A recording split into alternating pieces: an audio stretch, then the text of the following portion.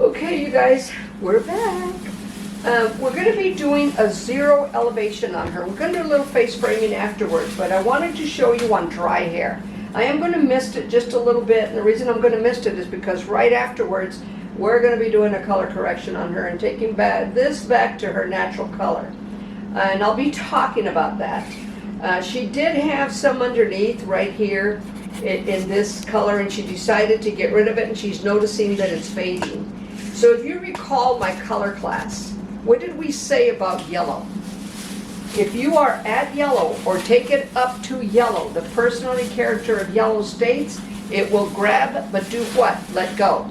She's been out in ocean water, she's been in pool water, so that chlorinated water, it doesn't look like she's losing that much though, does it? I mean, she looks pretty even from this area to this area, and as it blends in, she sees it fading, but it's just little bits of hair that are fading into it. What we want to do is we're going to be doing a zero haircut on her.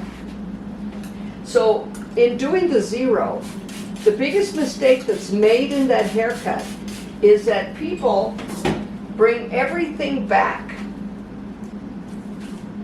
Bring everything back. If you take it from behind the ear, right here, right where that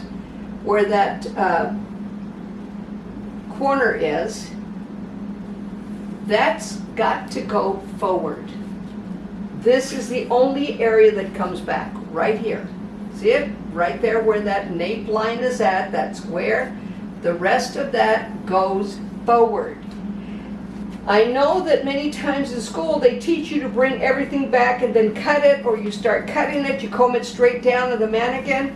Totally different when you're doing it on a person. So I'm going to come over here to this side and I'm going to do the same thing again. Remember, I don't teach you, I don't just show you, I teach you how. Now she's got enough hair for 36 people, so I'm going to go ahead and separate the nape one more time. And bring that up. And these are precautions that you need to take, that you need to be aware of when you're cutting this length hair and you're doing a zero. The one thing is you've got to make sure that they're standing straight. Don't lock your knees because you'll pass out. So just stand straight, be comfortable. So we're going to, now another thing I'm going to do is I'm going to have her lean her head forward. Here's your why. Because this inverts in. If I bring it straight out, then these little hairs right here are going to be a little bit longer, and it looks like she's had it cut a little bit shorter right there in the past. But you can see those little shorter pieces right here. So anyways, what ends up happening, let's say that's all one length. So if you take it out and you cut it straight across and don't get them to lean their head forward, what happens is when they lean their head forward afterwards, they've got this little block of hair. This little square of hair will then come out because that inverts in. There is your why. So her name is Skylar. Skylar, would you put your chin down to your chest? Now, another thing that you have to be careful of, because people tend to lean one way or the other. You want to make sure that the shoulders are straight. We're going to take that center nape. I'm going to bring it straight down. And actually, all I'm doing is matching it to that shorter hair that she has underneath. I'm doing the secondary position, making sure that it's straight across. Then I'm going to bring this over. Again, cutting away from it. Now, this is called the push-pull. Okay, now we are just right at the corner. The rest of that's going to come forward. And I hope you can see. Now I'm going to come over to this side, bring it. Now I don't want this hair right here. I want that to go, because that's where the head rounds. There's your why. That's where the head rounds out. All right? I'm going to bring this. Now I'm cutting into it instead of away from it. So you can see that that's a nice straight line. I'm going to bring the next section down. And again, I'm not cutting into that area. Not cutting into this area. That goes forward. But I can see my guide. That's specifically what I want to be able to do. Are you okay, Skylar? You're comfortable? You're not going to pass out on me? Don't have your knees locked? Okay, so that's where you have to be careful. All right, I can see it. It's right there. Okay? So I'm going to take that now straight across, follow that exact same guide. Standing behind her, when you've got hair this length, let me show you something. If they're sitting down, now this is just a normal movement. I have it in the secondary position. But what happens when I bend down? Now I want to see it at the camera, but what ends up happening, I'm going to go down real slow so that the cameraman can pick this up. So as this happens, you see the shear going a little crooked. And you think it's straight, but it's not. The shear ends up being in this form instead of this form because you've just bent down. How do you fix that? Bring the elbow in and come straight down. But don't you feel a little awkward? Wouldn't it be better to have your client stand up and then you can cut it? Normally you can see it. There's no guesswork. You're not bending down. You're not uncomfortable. The client doesn't mind standing up. They want a straight haircut. They want what you're going to give them and they want a good job. So it's important that you have them stand up when there's hair this length. So I'm going to take this now, continue cutting straight across. I can see my guide under there. Now because I can see the guide, see, it's easier to just take it off. And we still have a nice straight line. Got a little bit of a straggler right here. Make sure I can see my guide as I do it. Now I'm going to bring the next section down. Again, that hair on the sides stays on the side. This hair comes down. And now you can really see the guide. Okay, this time we're beyond the occipital and starting to go into the lower ridge. So now I'm going to have her bring her head straight up and then take it off. So again, I want to make sure that we're not on the rounded. This is the flat part of the head. This is the rounded part. We're cutting the rounded part of the head right now. We're not cutting the flat part. That is not ready. So now you can see the guide. Again, I'm going to mist it because equalized moisture, I mean, if you let it get too dry, hair stretches more when it's wet than it does when it's dry. So I want the moisture in this hair to be equal, to be even. So I'm going to start at the center. I can see my guide, secondary position, standing straight up again. You can see that this is, I mean, she's got like amazing hair. And I want to make sure that I'm not cutting on the rounded part of the head.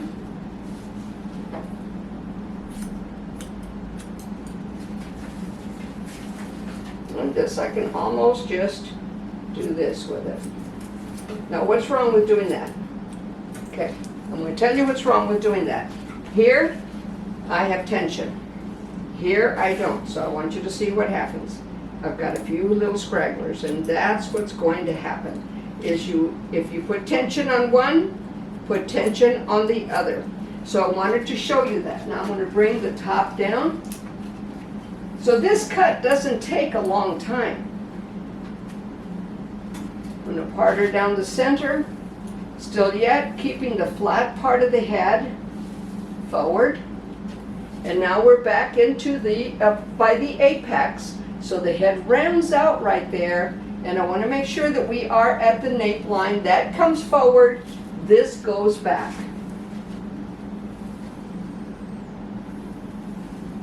All right?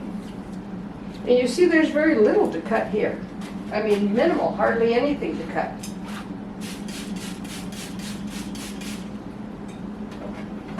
So I've dampened her a bit. Bring it forward again. Make sure I'm staying right at that corner. And you can see the guide. I hope you can see it. I hope you can see what I'm doing and I'm not standing in front of what I'm doing. And if I, there, see that little scraggler there? All right, now I'm going to come here. You can see that she's very straight. Very nice horizontal line. Okay, we got it. And I'm going to guarantee you that we're going to find a corner on this side right here. Okay. Now I'm going to have her turn around. Normally when you do this cut, the way they teach you to do it is to bring the hair out and then match it here. Okay, that ends up being a problem because then you're shorter on one side, longer on the other. Doesn't mean you're not going to be shorter on one side, longer on the other, but you're going to find your mistake. You never cut from front to back when you're doing a zero. You always cut, and you'll understand this in just a few minutes, you always cut from back to front. So Skylar, would you look that way, please? Now, this is another factor. Turn her head. Now I'm going to bring my guide over. Very little to be cut right here. You always bring it forward. If you bring it forward, what you see then, you see your guide? What I'm saying about cutting from back to front is that we're matching it with the back to the front. If I were to cut it and bring it over and try and go to the back, in other words, the occipital area, the back of the head, it would be off and you would not get this hard line. What you may get is a little bit more of a corner there. Now if you look at the refrigerator now, this is a factor. What ends up happening here is on one side they raise their chin, on the other side they drop it. So I'm going to bring her chin up a bit. I'm going to take a guide again. Now could I have you just turn your body a bit? There you go. Turn her head. It's your responsibility to look at this. I'm going to share something with you. I had a client one time. I was cutting her hair down here. Now look at my body. I'm looking down. I had her turn her head, and as I'm combing the hair, I had her turn her head, and I'm looking at it, and I'm cutting. When I looked up, she had turned her head forward and was watching me cut. Well, that 4 inches of turning, when we finally brought the ends up, she was 4 inches shorter on one side than she was on the other. She started crying. You don't want a client to cry when you give them a haircut. You want them to be happy when you give them a haircut. But in reality, it taught me something. So now, before I start cutting, I tell them, please don't turn your head. Leave your head facing that way. I make sure that the chin is up, and then I match it with the back. Remember, it came from the back. Okay, turn around, look at me. And we're actually even. I don't have to do any corrections. Normally when I have to correct, let me make absolutely sure. When you have to correct, what's going to happen, where you're going to find that correction is right here. This is the only time you pull the hair out. She's pretty even. She's got a scotch of a corner there. This is the only time that you pull it out in this direction. Okay, turn around. I'm going to check the other corner because she's really okay. She came out, every once in a while you'll see almost, I mean, I'm not kidding, about an inch variable. Just little scraggler ends that we see. She doesn't need anything there. Nope, that's off. Okay, now look at me again. Yeah, she's pretty even. Now, a while ago you saw a little bit of a corner there, and it's still there. There you go. You can see that she's even all the way across. And see, this is so much easier going in and cleaning that up.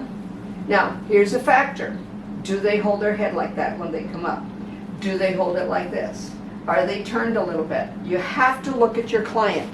You have to make sure that they're doing okay on the lane. Okay, we're good. So that looks pretty good. It's a nice cut. It's, again, another way you can check it is bring the hair straight out. We're right there. It's even, so we're good. Bring it back over here. We're even, and we're good. And you can see it. She's fine. Nice level haircut. So this is a true zero. When you're bringing it out to the shoulders to blend, it's not going to work as well. All right, so now we discussed she wanted to have a little bit of face framing. somebody gave her bangs, and we don't want to face frame this high because then it's going to look like it's too short along the sides. So again, I'm going to come back to that nape area. I'm going to bring it over, and I'm going to get the shortest spot there. That's my guide. Take that corner off, and now we have, now see this corner? There's another corner right there. So only fix it where it's broke. Okay, I'm going to get this under there. So you see some nice little lines in there. Bring it back out. Just little corners that I'm getting rid of. If you see a corner, that's what you've got to take off. Now those are coming from the back. So I'm going to just point cut that. I'm going to bring it over. Now, there you can see it better. I've got a little corner right there for that blend. And that has to do with the roundness of the head. You have the roundness of the head, you're bringing it out, you're cutting a straight line.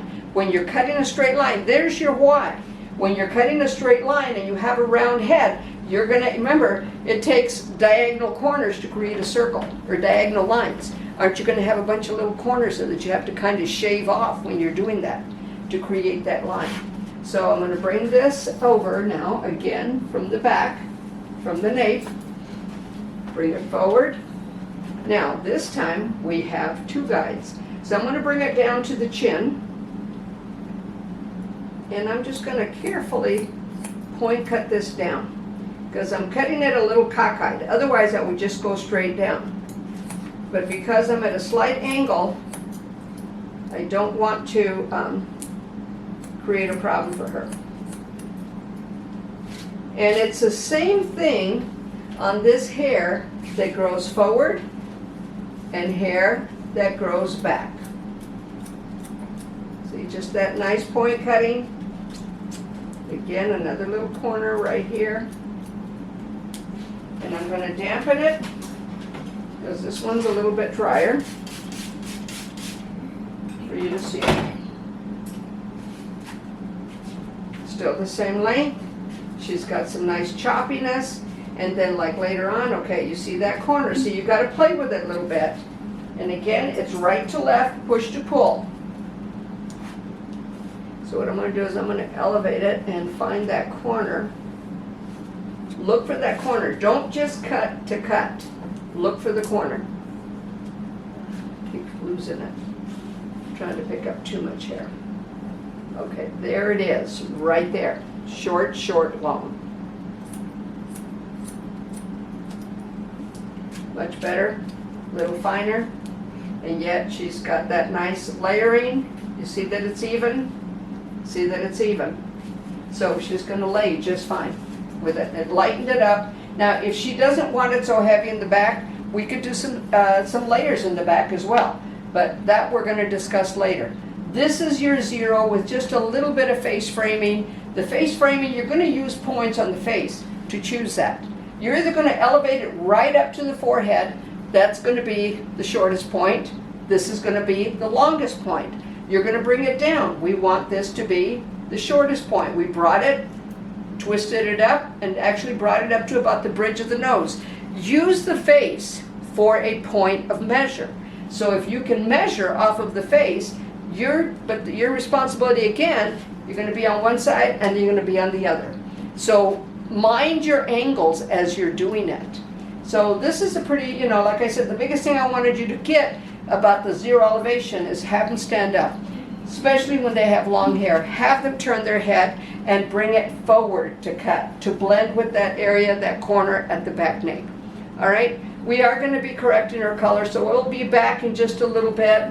I'll be evaluating her. We're going to talk about that in a minute, and why she has such long, beautiful hair. All right, see you in a minute. Okay, so she's decided she wants a few layers, so we decided to come back on this. I want to show you a particular way to layer. She said, I want, now hear the word, she said, I want long layers. She didn't say, I want layers, she said the word, long layers. All right, So I'm going to take it, and our guide is going to be the crown. If you don't know where the crown is at, put your hand on it. That's the crown right there. It's just like a perfect circle. I mean, it's just right in that area. The very center focal point of the crown is going to be our guide for the layers. And this is actually going to be a circular type haircut, but it's going to create layers that are going to be long, and she can either make them work or she can decide, you know what, I think I'm just happy with letting it fall naturally. We're not going to take anything off the flat part of the head, so everything is going to stay along the rounded part of the head. We may blend slightly up at the apex, but not very much. So I'm going to take it only to the tip of the ear across. That's it. I'm going to pie shape. I'm going to then bring this straight up, and that last haircut is my guide. Now notice that my fingers are pointed towards that center. Straight up, that last cut is my guide. Can't see it. Can you see it now? Okay. As I hold it up, that's what you're just going to see is how we cut it. I'm going to pie shape again. And then I'm going to hold it. Now notice how I'm traveling around the head. Traveling around the head. This will be here, here, here. All right? Here, here, here. Traveling around the head, pointing it towards that center focal point. All right, now I'm going to come over to the other side, only to the tip of the ear, nothing shorter. I'm using the last haircut at the tip of the ear as my guide. There it is. This time my fingers are pointing up, yet my focal point is at the center crown. Again, another pie shaping. And I'm traveling around the head.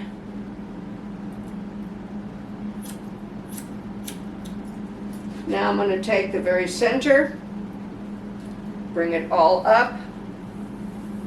And you can see that both sides blend. Both sides are exactly the same length. And that's because my focal point didn't change. Now we've lightened this up just a little bit. She wants long layers. So those layers, see the shortest point is here.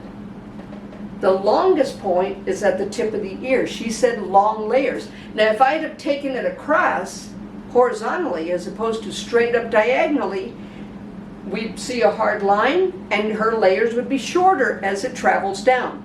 Long layers. Now let's say that we want this to soften still yet a bit. I'm going to bring this out. Again, just staying at the back. We've already face framed the front. We don't need to do any more with that. I've got two areas of measure right now. The last haircut at the nape, which is the perimeter line at the nape, the last haircut at the tip of the ear. Now I'm going a horizontal with the slight angle. Pointing it, in other words, towards the head. And what you're going to see is her hair's not going to look so bulky in the back. It's going to look a lot softer. And the point is now as well, see the layers? You see the layers. All right, so I'm going to pick it up. And my guide is that bottom that just fell at the nape and the top. And again, softening this, and you can see it. It's as you do it, and I'm not going to have the cameraman change it, but as you do it, you'll see it fall so much softer. I'm going to come back over to this side, and all we're doing is now everything below the tip of the ear, at the nape and at the lower occipital. Again, you see a slight angle. But I'm not taking any length off. I'm cutting into the guide that we have.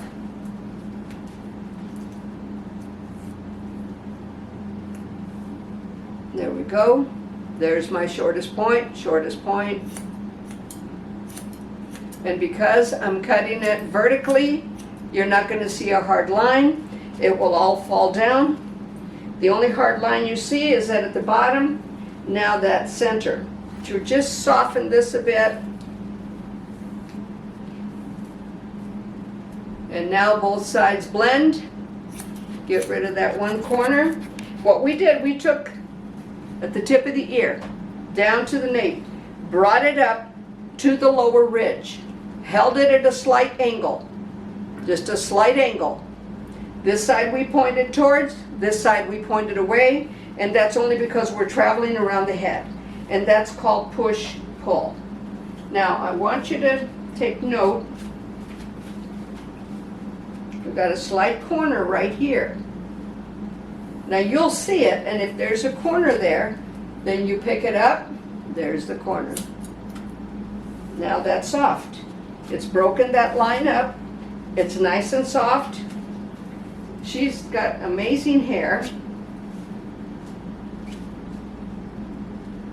Okay, we have just a slight corner on this side, and just basically there it is, not very much on this side. And that's pretty much it. She's got some really nice layers now, a lot of really good movement. So we know we're even. We know we're even. As you can see, it's even on both sides. So if you're holding it, remember, one side you're going to be holding in, the other side you're going to be holding out. The main thing is know your angles, know where you're at, again, to know where you're going. So on the hair cutting, when we do the color, I told you before that in my book, as detailed as I am with the haircuts on the whys and hows, West Bow Print is doing printing my book, publishing my book for me, and it's got all of that about color. The book itself is pretty much about hair color too, but it's all about hair color experiences, salon experiences, client experiences, stylist experience. I think you're gonna enjoy reading it. Some of it's funny, some of it's a little sad, and some of it is just real. All right. So, anyways, we're pretty much see the layers. It's a lot better. Yeah, a lot lighter. Yeah, and once you do it, and we'll clean it up a little bit for you. Okay, that's it, you guys. Thank you so much, and we'll get back with you on the color because I want to do a complete evaluation on her. Take care. Go. Okay, students, we finished a haircut on her, and she has artificial color, of course. I mean, she's got maybe 1/8 of an inch of regrowth, very, very little regrowth. But I've done a complete evaluation on her, and this is what, there's a video further back that talks about how to do this. This takes practice, all right? Product is product. Client is client. You're gonna take product, put it into the client. If you don't know what's there, how do you know what product to pick up to make it do the work that you want it to do? In evaluating her, we determined that her hair color was black, and then she's at an area, this may look a little beigey or may look pretty light, but it's about a level 9, which is a yellow gold. And then again, if I were, it's color, tone, and highlight. So if I were to paint her picture, I would still have to use a different shade of black to separate each one of those hairs. So her hair color evaluation was its color, tone, and highlight. Okay, the tone came from this, pretty much. The color is artificial black. If I were to paint it, it would be black. So it was black, yellow gold, and then black. That was the evaluation. Please go to that video. I've shown these to you before. I've shown you how to determine. You know, it seems simple, but this is true color knowledge. All right, so her skin, a lot of people come in and get hair color and they just put the color on it. Her skin color is a yellow peach tan She's got some gold tan, and she's got some, when they have darker hair, it's blue, and she also has a decent amount of little freckling in there. So we went ahead and put red. So it's yellow peach tan, tan is a lighter shade of brown, gold tan, and then blue and red. Primary blue, primary red.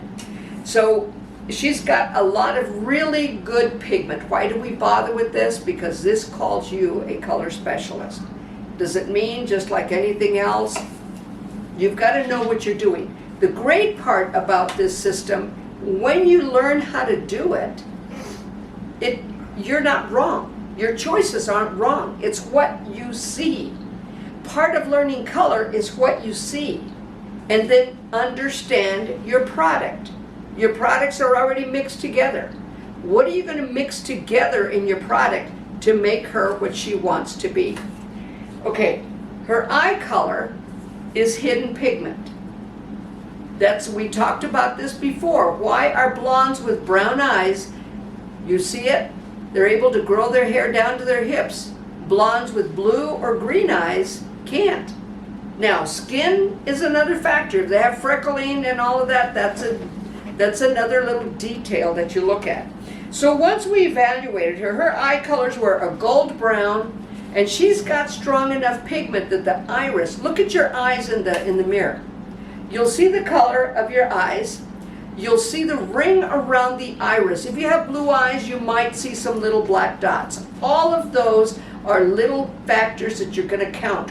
What do you see when you're doing the evaluation? It's always color, tone, and highlight. With the eyes, let's just say blue eyes. They have a blue-gray ring around the iris. That's a tone. The highlight is the black dots. If they don't have them, you don't have a highlight with the eyes. With hers, they were gold brown. She had no highlight, but she had a black ring around it, but there were no little dark spots inside. With the skin, you look at the skin, you look at the tone. The way that you determine that, you look away, you look back. You look away, you look back. What do you see? So practice that. Practice looking at people and try and decipher what they are. Now, we called her a yellow peach tan. What color is peach? Kind of yellow gold, isn't it? And then we called her a gold tan. Okay, that's a little bit stronger. So, and then of course the darker hair and the red for the freckles. So these are just things that we do when we color. She ended up, I took everything down. That's why you've got to know how color is made. What color is tan? The lightest shade of brown. How do you make brown? Red and green, yellow and violet, blue and orange. All right, we always use the formula for red and green just to make it easy. It's the 3 primary colors. All right, so we just put that on. Oh, I always use red and green. If you want to use yellow and violet, that's fine. It's 3 primary colors. So a primary and a secondary, of course. Peach. What color is peach? Yellow gold.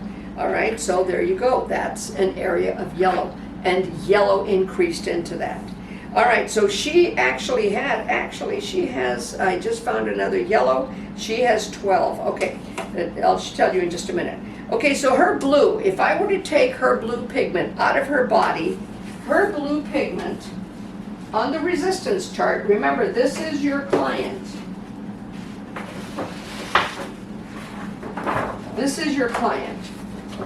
So her blue pigment, she's right on the red. She's good. She's got all this deposit. All right? Now, when you look at color for the number 7, this is product. This is levels of lift. The other one is level of deposit, red gold. So she's strong no matter what. She's deep. She's right into the area of red in both situations. The more you study this, the more you practice it, the more you learn color. Her yellow, her red was here. So if we were to take her red and pull it out of her body, her red would be a dark red violet because she has this much deposit, 11 levels of deposit. Now, here is where it gets tricky. If you go 11 levels of lift, it's incorrect. You have to come down here. She has minus, if she has 11 levels of deposit, she's right here. All right, it only takes one more for it to go to the 12, doesn't it? So that's where it gets a little bit confusing. So you don't combine the two when you're talking product and when you're talking client. With this, you do strictly client and understand your product. But you've got to know where you're at to know where you're going. Product is already mixed up. Product is already put together. What do you know about color and client to do this? This prevents error. I was just sharing with her earlier that I had a client that had very fine hair and she wanted a perm. Now normally, you tell a client that, it's not going to stay, it's not going to hold because your hair is so fine. After I did her evaluation, surprisingly, her pigment strength, and it's pigment all over, was strong enough for her to get a perm, and yes, she did hold it. What was the determining factor? She had to use professional product. I'm sorry, this is where the prescription comes in. This is where you've got to take care of it at home. I can't have you using just whatever. And it's not me, it's you. Now with her, she's got amazing hair. You can do 50 million things to it and it would still be healthy.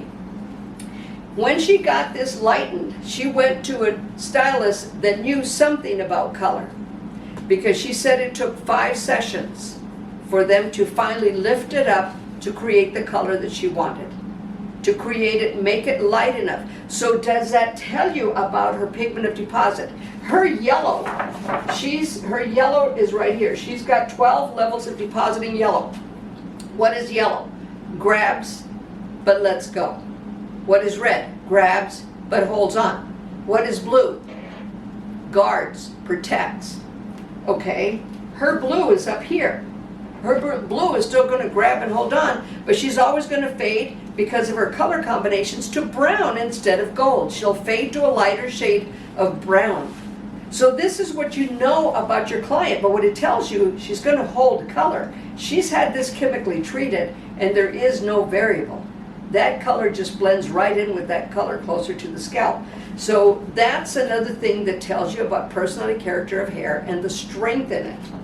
Okay, so her yellow came up here, her red, 11. So if we were, like I said, pull out her red, it would be a very dark red violet. If we were to pull out her yellow, it would be a yellow green, a very flat looking dark yellow green, khaki green. There you go. It would be a khaki green color. So her yellow has now gained, this is what you need to know about this, her yellow has now gained the personality character of red, states, grabs and holds on. Her yellow has now gained the personality character of blue, guards and protects. Her red guards and protects. So if you have those colors combined, the 3 primary colors are always going to create brown. She's got just enough of the blue, because it's just a violet blue is what it is. And then the red and yellows are down here, that's gold. Blue and gold makes what? Brown. It starts making sense to you if you know how color is created. So what we're going to do, it's been taken out, so we want to put it back. And what's happened in the back along the lower nape, you probably can't see it on camera, so we're not going to worry too much about that. But we're going to put back first what was taken out. And we're just going to take her, I picked up a 5NG. Now, does she have a lot of violet? Oh yeah, you saw how many times I mentioned the word violet in her colors. And so we're going to use a 5NG. The N series in all color companies is violet, neutral. What is neutral? It's not warm, it's not cool, that's violet. It's blue and red, that's how you make violet. So if you know that, so we're going to use a 5NG, so it's going to be a brown. We're going to take her back to brown just right here. This is all we're fixing as far as coming in and coloring her hair. So I'm going to be clipping this back. I'm going to apply the color from scalp to ends. I'm not going to worry about which direction it goes. So we're going to cut off right now so I can apply the color. I'm going to pull this hair back. You guys already know how to apply. I've shown you how to apply color, and there's no reason for me to keep you on. So, but what I'm going to be talking about in a little bit is results. And as you can see, she's slightly grown out. I'm assuming you can see it just a little bit. I mean, very little that she's grown out. But she's ready to go back to her natural color. So I'm going to be using a 5NG, and then we're going to go in with a 3N. Violet, violet, violet. 3N is the darkest shade of brown. I'm using a Wella color, which is all blue based. So see, I know my product. So she should go, even though it's a level 3, as close to looking like black hair as possible. Otherwise, she'll come back and then we'll just put a level 1 on her, 10 volume, deposit only. See, you gotta know the chemistry behind it. When would you use deposit only? When would you want to lift? We're depositing. So we're just putting back now what was taken out. And we want to do it in one session. We're not removing. When you're removing it, it's going to take longer to keep the hair healthy. Now we're just feeding that back in. Okay, so we'll see you in a little bit. We'll show you the results of what we got with the 5NG, and then we're going to use the 3N. Go. Okay, the one thing I want to show you is, look at the color. I got a spot here that I missed, but that's going to be covered with the other one. But look at this color, brown. Definitely a gold brown, but yet look at the color of the product. The opposite of green is what? Red. The opposite of yellow green is what? Yellow orange. So we have a gold brown. So, but what I want to show you is don't go by the product that you see, because the opposite of that color is what's going to be the result. The dangers that happen is sometimes you think you see the color you want, but understand that with product, what you're getting a result of is going inside for the change. All right? So we've got, now we're going to go in with a 3N. And we're going to do the same thing again, but you can see that this is still a little bit khaki colored. So we know that the 3 is the darkest shade of brown. We know that already. So we're going to take it and bring this now even darker and as closest to black as we can get. Now we're going to wait and see how she feels about it. You're going to discuss this with your clients all the time. So if this works fine, then we're good. If not, then she'll be back later on and we're going to do the exact same thing, but with a level 1 color instead. All right, so we're going to use the 3N. And let's see if we don't still achieve, because now remember, we're putting color on top of color. We don't have it that beige anymore. It is now a brown. It's a gold brown. So we're going to take this. She's at a level 5 right now, and we're going to a 3. So if we're taking it to a violet brown, that's the darkest shade of brown, is it possible that she could come out black? Yes, it's very possible. But let's take a look. So many times you don't have to go in just with the black alone, because what ends up happening is the hair then loses its shine. You want to keep some warmth in there, so get as close to the black sometimes as you can. So I'm going to apply this, we're going to cut off, and then we're going to bring her back so you can see it. Okay? See you in a little bit. Okay. Okay, so I'm showing you the back before I show you the finish. But what I want you to see in the cut, because of that circular motion that we took, and then of course we held it all around, we kind of made a bowl. All right, the cut is like, you know, it's a bowl going around it. I mean, I held it way up there, but what I want you to see is how these nice choppy layers we get. What I'm going to do is I'm going to spray some of this Johnny B's on it. It is a guy's product, but I love it. It's a spray pomade. And you can see some of those little ends coming up where she tends to break a little bit. I'm just going to spray it, and then that just gets rid of them. It just makes it lay down. The hair feels good. And you want to spray this either on dry or damp hair, but not wet. And you see all the choppy layers on the bottom there. That's going to be really creative when she starts. So are you ready for the unveiling? Okay, I'm going to take it to the side here. You can see that it really, really worked. This is a 3N, but we build color on top of color. It's shiny. That's the nice thing about it. It's got a nice sheen to it. It looks natural. Look at this other hair on top of it. It just blends right into it. And this hair is just a little bit damp, so it's actually darker. It's always darker when it's wet. I've told you that in the past. So for that to just blend in there like that, I can just kind of sweep it in and it just cuts right into it. So we see that we were able to get what looks like a black into this black hair. But you build color on top of color and it can be done. You have to be careful about the staining when you're doing especially these darker colors, and I'll be honest with you, I have problems with it. We still got a few little spots right there, but they'll be gone by the end of the day. And believe it or not, hand sanitizer, a little bit of hand sanitizer, leave it on a few minutes, then cleanse it off. But the color itself did perfect. You can look at it before and then after, and it did perfect. It really cleaned it up real nice. So I want to thank her for letting me do this for her. I want to thank you guys for watching. I hope if you have any comments, any questions on it, especially the evaluation. If I didn't know where she was, see, she had all those properties. She was strong in her pigment. I knew that I could go lighter, build color on top of color, bringing her back, and take her to make her look like it's dark as the rest of it. So even though it was a 3N, remember 3N, it was a violet-based color. The darkest level in the level 3 is violet-based. With the Wella colors, we know that they're also blue-based. Now see, that's what I mean. You've got to learn about your product. You've got to know your product. What does it do? What does it not do? There's other products that have got, you know, a little bit too much blue, and after a while, they call it matting if you keep using too much of it. In other words, it gets dull. So there's certain colors that big companies, they want you to have tunnel vision. Use what's going to work best. Understand the product that you're using. And then the main thing is you want a happy, satisfied client, and it really does look good.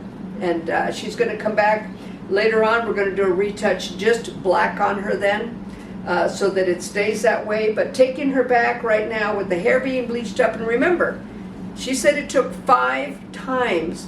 The girl had to go in and lighten tone. That's the way you're supposed to do it. What happens with clients though? They want it done today. So sitting down and talking to your client and doing an evaluation, letting her know, look, your hair's not going to do that. And I strongly recommend not to use 40 volume developer with a lightener. The most 30, but normally what I do is I do 20 and I put them under the dryer just to pop it up a bit. But if you don't want to put them under the dryer, then 30 will work. But then again, which one are you using and what are you using? What color lightener are you using? All of those things are factors. So know the results of your choices. Understanding color is really not difficult. Understanding the result of color identifies your knowledge. Thank you so much for watching. Hope you got it. Take care.